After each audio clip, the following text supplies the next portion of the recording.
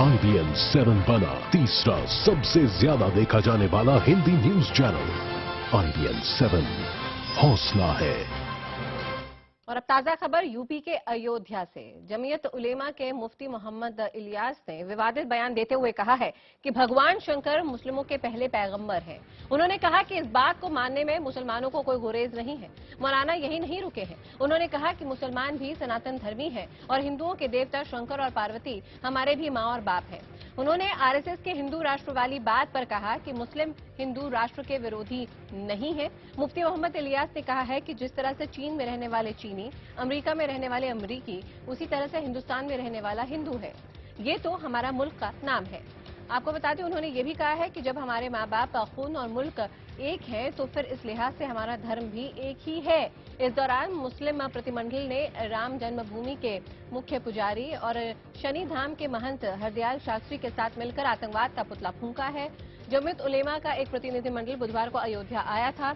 जमीयत उलेमा 27 फरवरी को बलरामपुर में एक कौमी एकता का कार्यक्रम करने जा रहा है। इसी कार्यक्रम में अयोध्या के साधु संतों को भी आमंत्रित करने के लिए प्रतिनिधिमंडल अयोध्या आया था।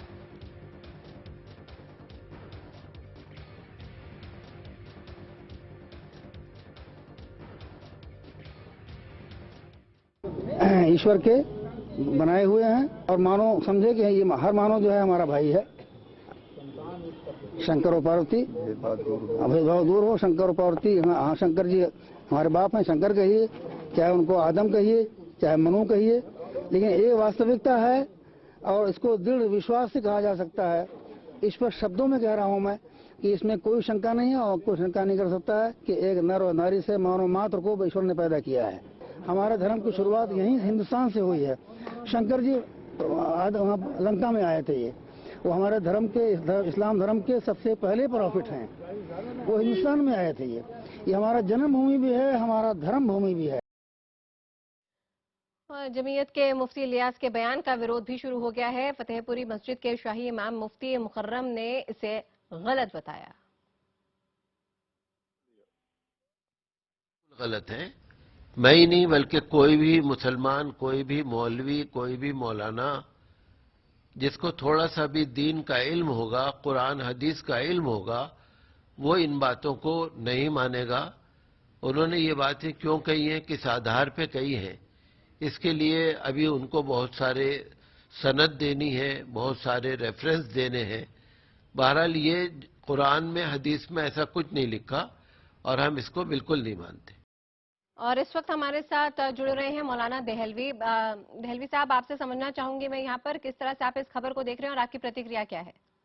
देखिए, इसमें बिल्कुल ये निराधार है और इसमें मालूम होना चाहिए कि जिनको पीपल ऑफ द बुक्स कहते हैं, यानी जो 4 बुक ज़बूर, तौरा, इंजील और कुरान, इस ऑर्डर के अंदर कहीं ऐसे कोई जिक्र नहीं है।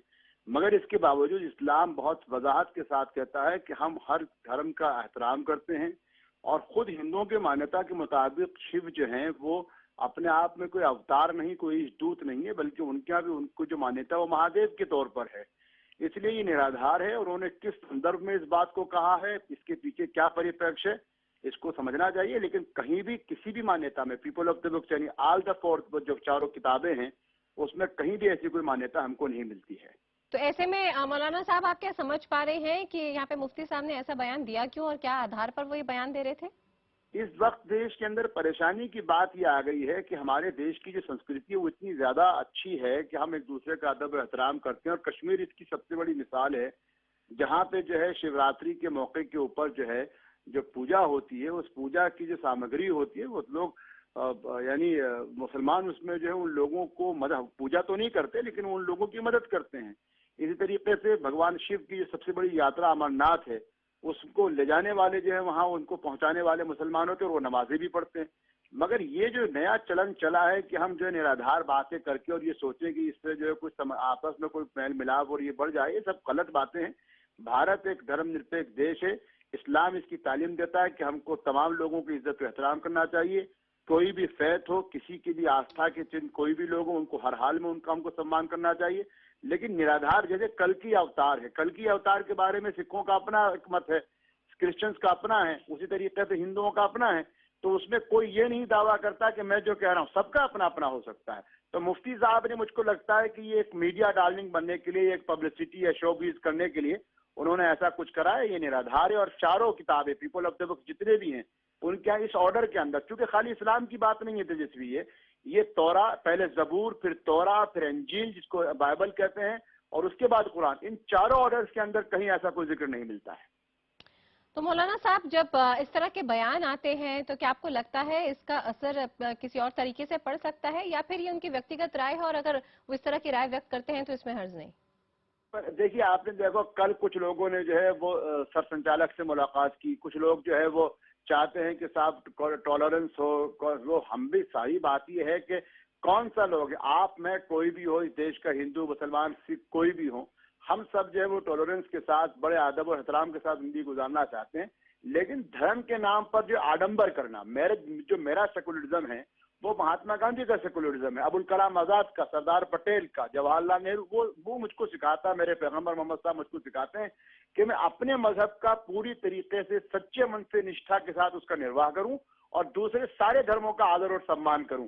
उसके लिए मुझे झूठ के सहारे लेने की जरूरत नहीं। अल्लामा इकबाल ने कहा कि बुलंद जिसकी वजह से बामहीन अहले नजर उसको कहते हैं राम, यानी भगवान राम के बारे में इकबाल ने कहा है। कृष्ण बिहारी नूर ने जो है वो पैगंबर मोहम्मद साहब के लिए कहा है। तो ये जो मोहब्बत है, ये इसमें आडंबर नहीं होना चाहिए, इसमें दिखावा नहीं होना चाहिए, इसमें छलमा विलंब नहीं होना चाहिए। तो मुफ्ती साहब ने जो कुछ करा है, ये एक तरीके से उन्होंने इस्लामिक सिद्धांतों का भी मजाक उड़ाया, पीपल ऑफ द बुक के ऑर्डर को भी तोड़ा है, और साथ ही उन्होंने हिंदुओं को भी छलने की कोशिश की है। ये एक नकारात्मक सोच है, इसको कभी कोई भी धर्म जो है इसको ऐसे जो है